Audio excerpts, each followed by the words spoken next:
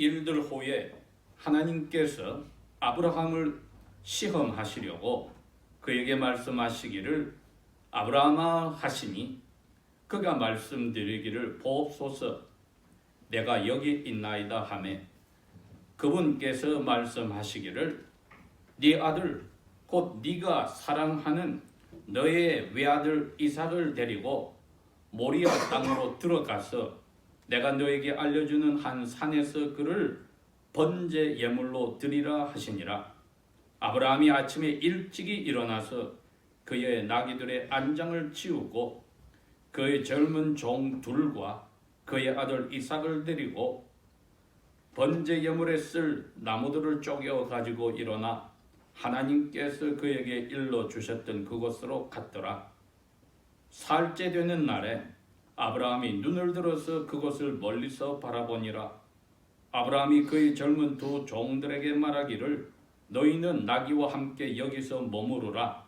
나와 아이는 저기 가서 예배하고 우리가 다시 너희에게로 돌아오리라 하고 아브라함이 번제 예물에 쓸 나무를 가져다가 그것을 그의 아들 이삭의 등에 지우고 그는 자기 손에 불과 칼을 들고 두 사람이 함께 갔더라.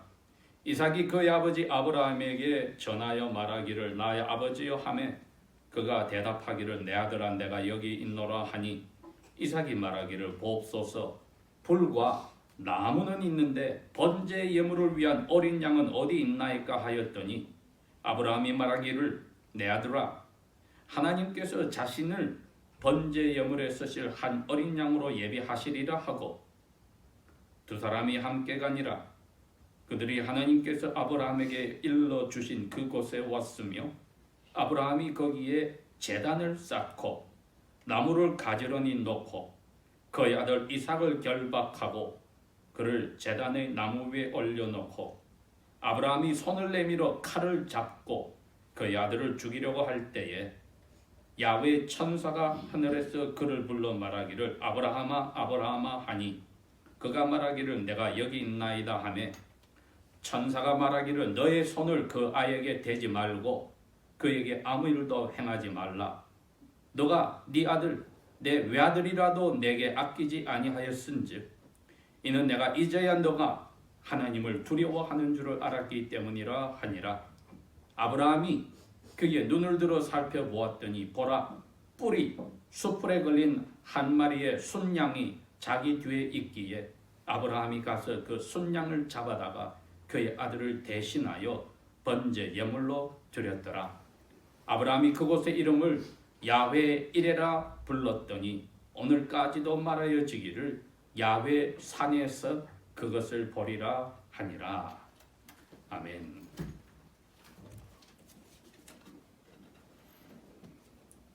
오늘 저희들이 올해 1월 첫 주부터 시작해서 예수 그리스도를 따르는 제자의 삶이 무엇인가에 대해서 네 번째 다시 들여다보게 되었습니다. 이 네 번째는 이 제자들은 야훼의 그 언약, 즉 언약의 야훼만이 자기 삶에서 제일 중요하다는 것을 고백하고 생활하는 사람입니다. 우리 가운데 테스트 하면은 경기 들린 사람도 있죠. 테스트는 꼭 학교에 있는 학생에 있을 뿐 아니라 일반 사람에게도 찾아옵니다. 특별히 하나님의 자녀들, 제자들에게는 테스트가 오게 되어 있습니다. 그게 안 오면 이상합니다. 왜냐? 우리의 삶은 예수님을 닮아가라고 이 세상에 하나님이 우리를 입양하시고 나서 살게 해주셨기 때문입니다. 우리가 공부를 하다 중간중간에 midterm이나 final 테스트가 있는 이유가 우리가 배운 것을 어느 정도 잘 알고 있는지를 점검하는 시간입니다. 하나님께서 바로 우리에게 세례받고 그 자리에서 죽여서 하늘로 데려가지 않고 살려주셨다면 이유가 그겁니다. 자, 너희들은 이제 예수의 제자의 학교에 들어와서 언행심사가 날마다 어떤 정도 예수님을 닮아가는지 생활 전체에서 말씀을 통해서 배워라. 그리고 그 믿음이 어느 정도 예수님을 닮아가는지 알아보기 위해서 우리에게 찾아오시는 방법이 테스트입니다. 이건 하나님의 자녀가 피할 수 없습니다. 그런데 이 세상에 있는 학교에서나 우리가 당하는 테스트하고 다른 점이 있다면은 우리가 어느 정도 아느냐를 알아보는 것보다도 우리가 어디에 우리의 신경이나 모든 게 우리의 마음까지 다 가서 하나님하고 경쟁을 하고 있는가, 그거를 찾아내는 게 믿음의 테스트입니다. 예수님만이 아버지 하나님 외에는 다른 것을 다 물리칠 수 있는 믿음을 가졌던 것입니다. 히브리 기자가 세계에 흩어져 있던 히브리 그리스도인들에게 편지를 쓸 때 10장 7절에 시편 기자의 40편의 8절 말씀을 인용해서 그럽니다. 예언되었던 메시아가 올 때는 말하기를 보소서 내가 성경에 나에게 쓰여진 대로 하나님의 뜻을 행하려고 왔나이다. 이렇게 고백을 한다고 했습니다. 즉 예수님은 하늘의 아버지의 뜻을 행하는 것을 기쁨으로 하려고 이 세상에 왔습니다 하고 고백을 했습니다.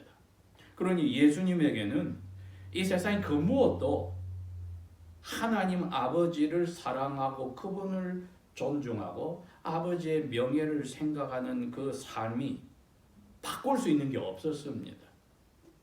그런데 우리는 그렇지가 않지요.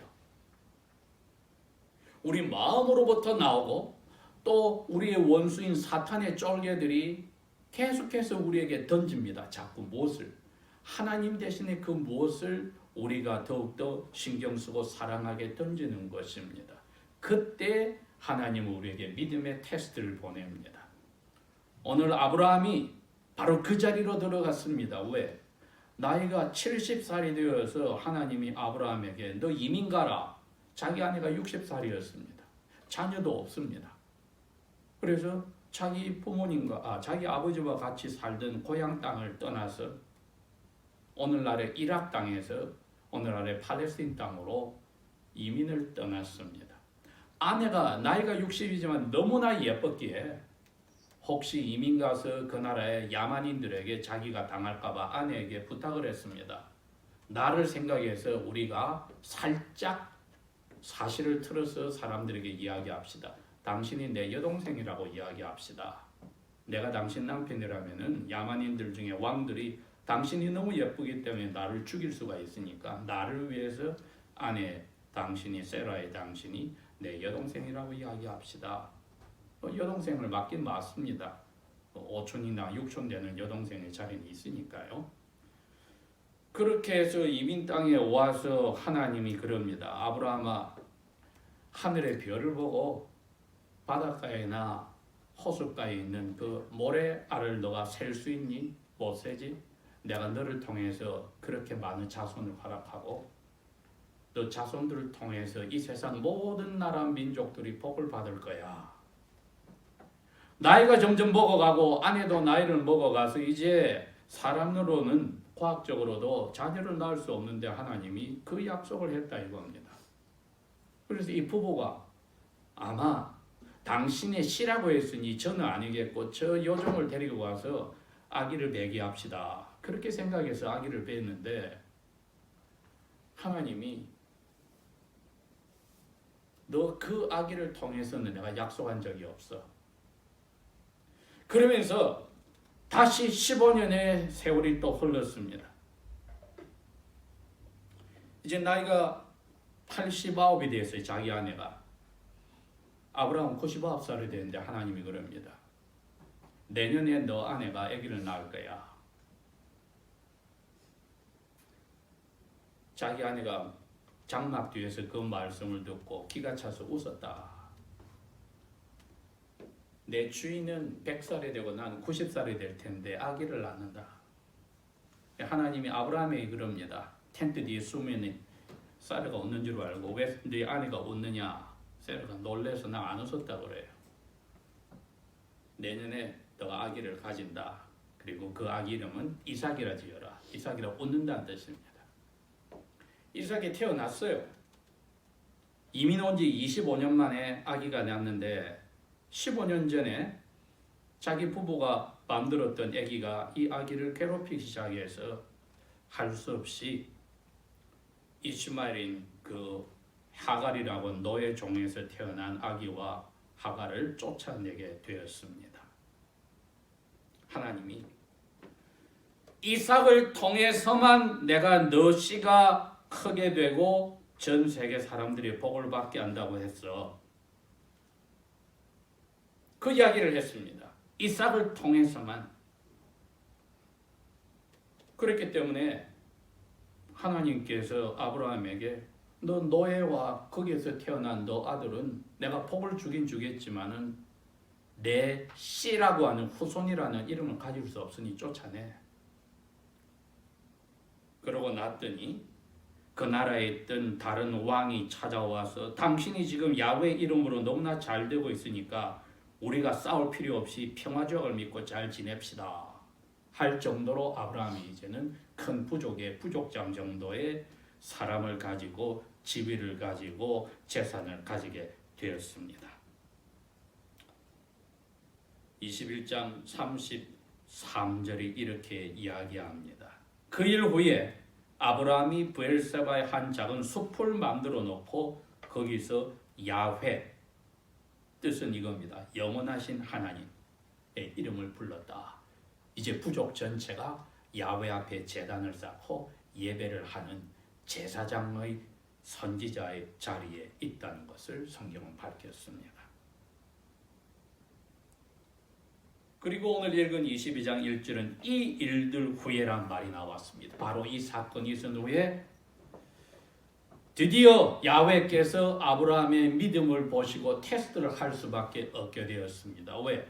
아기가 지금 청소년이 되었습니다. 14, 15 정도 되었으니까 지금 여러분 나이하고 비슷하게 되었습니다. 이제 이거는 오늘 저희들이 잘 생각해야 됩니다.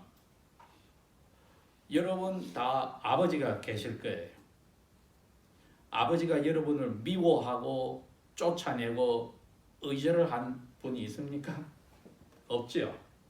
어떻게 하든지 살살 웃고 와서 아빠 그러면은 아버지가 어떻게 하든지 여러분을 잘해주려고 많이 노력을 하실 겁니다. 아브라함이 나이가 110살이 넘어서 115살 정도 되고 아브라함의 아내가 이제 105살이나 됐겠죠. 두 분 차이가 10살 차이니까 그 아들 이삭이 청소년이 되었는데 뭐 우리 한국어 말하는 중2병이 걸려서 반항하고 그런 사람이 아니에요. 너무나 마음에 쏙 들고 사랑이 깊어갔습니다. 야훼께서 하늘에서 보시니까 이거 뭐가 삐딱하게 나가는 겁니다. 내가 한 약속을 이루기 위해서 이삭을 선물로 주었는데 아브라함이 야훼를 생각하고 그분의 뜻을 이루는 것보다 외아들 사랑에 폭 빠져 있었다. 그게 도담이가 될 수가 있어요. 이게 혹은 오늘 기분이가 없는데 걸프렌이 될 수가 있고 여러분이 생각하는 눈에 보이는 보이지 않는 어떤 학교, 내가 원하는 그 직업이 목적이 될 수가 있고 아내가 될 수가 있고 남편이 될 수가 있고 또 우리 아들들을 가진 쪽에서는 실제로 아버지의 엄마의 마음이 저 아들들에 대한 것일 수 있다 이겁니다. 하나님이 콕 집어서 그렇게 이야기한 겁니다. 너 이제 소프트 스팟이 생겼어. 나보다도 더 중요하게 생각하는 게 생겼어. 너는 너 자신보다도 아내를 사랑하지 않았어. 그래서 아내에게 살짝 거짓말을 해서 너 목숨 건지려고 했는지 그거는 내가 알아. 근데 그건 걱정 안 하는데 네 아들을 줬더니 아들은 나보다 너 더 사랑하게 되었네. 예수님을 닮아가게 하려고 우리를 살게 하셨는데 예수님처럼 아버지의 뜻을 따르는 것을 저는 제일 원하고 좋아합니다 하는 대신에 다른 데 마음이 가? 그러면 하나님이 당연히 우리에게 테스트를 보내야죠. 어디가 약점인지 하나님보다 더 좋아하는지 그걸 꼭 집어서 테스트를 보내는 것이 우리를 사랑하시는 채찍을 드는 사랑의 채찍을 드신 아버지의 마음입니다. 2절에 아브라함아 너 아들, 너가 사랑하는 아들, 너의 유일한 독자 아들 이삭을 데리고 모리아 땅으로 들어가서 내가 너에게 일러주는 그 한 산에 가서 그를 몽땅 불로 태워서 죽여라. 살아있는 것을 불로 태우라는 게 아니라 번제 예물은 그 희생 그 동물을 목을 따서 피를 다 흘리게 쏟게 하고 머리 끝부터 발끝까지 꼬리까지 불로 태워서 하얀 재로 만드는 것을 번제 예물이라고 합니다. 그걸 해라. 도담이를 할 수 있느냐 이거예요. 도담이 정도가 아니라 아빠가 와서 주은아 내가 아버지 하나님의 명령을 받았는데 너 죽여서 내가 제물을 바쳐야 돼. 그러면 그런 아버지를 주신 하나님께 감사를 해야 할까요? 아빠 정신병원에 같이 갑시다. 이렇게 해야 됩니다. 아빠 미쳤어요? 115 먹은 할아버지하고 15세, 16세 된 아들하고 누가 힘이 셀 것 같아요?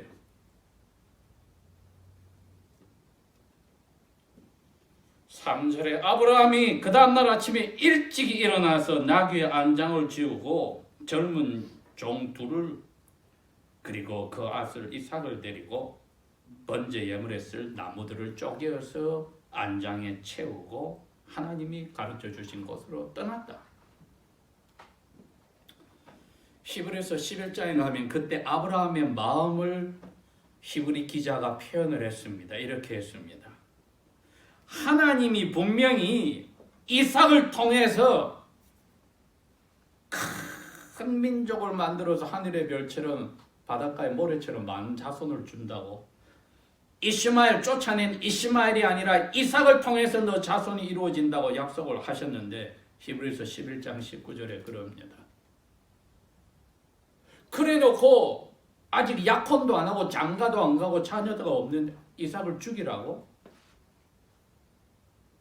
이 명령 그냥 나를 테스트하려고 슬쩍 떠보는 게 아니고 실제로 명령하셨고, 그런데 그 이삭을 통해서는 자녀가 나온다 해서 이삭이 더 자라서 결혼도 하고 자녀도 가져야 되고, 이 둘 다가 180도로 맞지 않는 약속이요 명령입니다.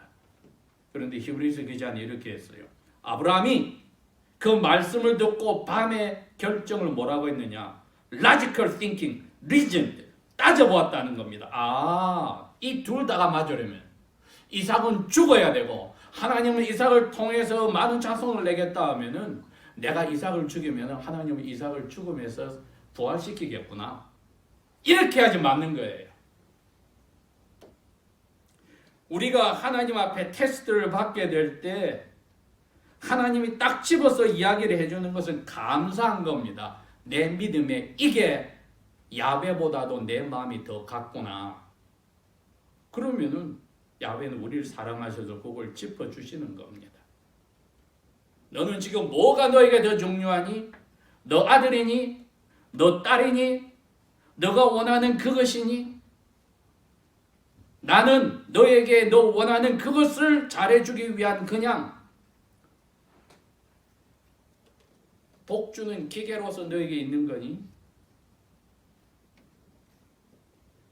그 마음이 야훼 대신에 다른 곳으로 들어갔을 때 야훼 이름이 무엇입니까? 영원하신 하나님. 그리고 모세에게 명령을 내려서 불타는 가시나무에서 자신을 밝혔습니다.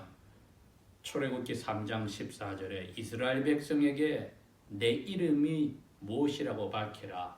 야! 그 말은 나는 나다는 뜻입니다.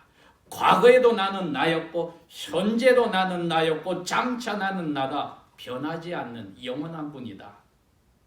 진짜 참된 이름은 그 이름을 가진 신격이나 인격이 그 이름대로 살 때 이름값을 하는 겁니다. 야훼란 이름은 변함이 없는 신이다. 모든 것을 약속대로 다 하는 분이다. 그 야훼가 아브라함에게 이 명령을 했으니까 그 약속을 지키는 분이니 이삭이 결혼해서 자녀를 낳을 건데 지금 15, 16인데 죽이라니 이 둘 다가 맞으려면은 내가 죽이고 순종하고 그러면 야훼는 이해를 다시 살린다. 히브리서 11장 19절에 그랬습니다. 분명히 죽은 자들 가운데서 야훼는 이삭을 살리실 줄 알고 결정을 내렸다 했습니다. 우리가 이런 시험에 안 들어가기를 원하지만은 하나님이 우리를 사랑하셔서 자꾸 우리에게 복을 주십니다. 아들도 주시고 딸도 주시고 남편도 주시고 아내도 주시고 내가 원하는 학교에 가서 공부하게 하시고 직장도 가지게 하시고 사업도 하게 하시고 건강도 주시고 명예도 주시고 다 주실 때에 어쩌다 보니 사람들에게 인정받는 그것이 나의 자랑거리인 남편이 아들이 딸들이 아내가 하나님보다 더 중요하게 슬그머니 물 스며들듯이 들어왔을 때 하나님께서 그걸 눈 감아주겠느냐? 안 감아줍니다. 우리가 사탄의 자녀들이라면 그대로 팽개치지만은 자신의 자녀일 때는 그게 되지 않습니다. 사흘째 되는 날 아브라함이 눈을 들어서 그곳을 멀리서 바라보았다. 5절에 두 종들에게 그럽니다. 너희는 나귀와 여기 있어. 짐을 풀어서 자기 아들의 등에다가 나무를 지어주고 자기는 불과 칼을 듭니다. 그러면서 종들에게 그럽니다. 너희들 여기서 기다려. 나하고 얘기는 저기 가서 예배를 하고 원어도 그랬습니다. 우리 둘이 돌아올 거야. 기다려.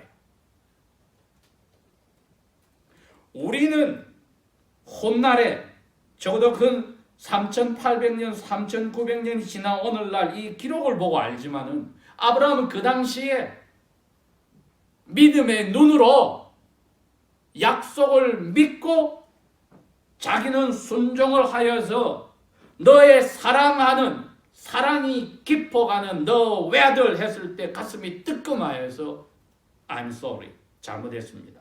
회개하고 돌아선 겁니다. 그러니 자기의 믿음을 방해하는 아들을 죽이는 것이 아버지에 대한 순종이요 하나님께서 자기를 사랑하시는 것에 대한 감사의 예물입니다. 죽입니다. 그 대신 야훼는 이름대로 약속대로 자기의 명령을 약속을 이루시려면 이삭을 살려서 결혼시켜서 자녀를 낳게 하는 것은 야훼의 책임이니까 그걸 믿고 자기는 더 이상 야훼 대신에 그 무엇도 자기 마음을 첫째로 가져갈 수 없고 걸림돌이 된 이삭을 죽이기로 결정이 났습니다.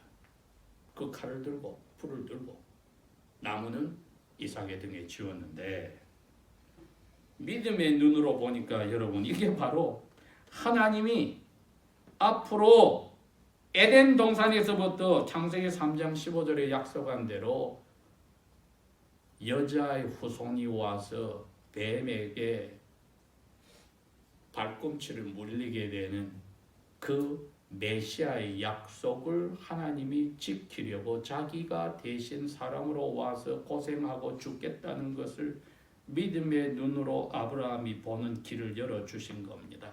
이 모리아 땅이 오늘날의 예루살렘과 올리브산이 있는 바로 그 장소입니다. 솔로몬이 바로 그 장소에다가 성전을 지었습니다. 그것을 등에 메고 가는 이삭은 나중에 보니 십자가를 지고 올라가시는 아들 하나님의 모습이 되었고 그 아들을 나무 십자가에 못 박아 죽이는 그 모습이야말로 명령하신 야훼께서 이미 영원 전부터 자기 아들을 하나님을 죽이기로 결정하시고 영원 전부터 그 계획을 이루신 것을 아브라함이 그냥 감동받아 흉내내는 것에 지나지 않음을 발견합니다. 아브라함 자신에게는 이것보다 무서운 명령이 없었지만은 명령이 떨어지면서 자세히 알려주셨더니 너의 사랑하는 외아들 할 때 와르르 무너졌습니다. 아, 내 아들이 나에게 우상이었구나.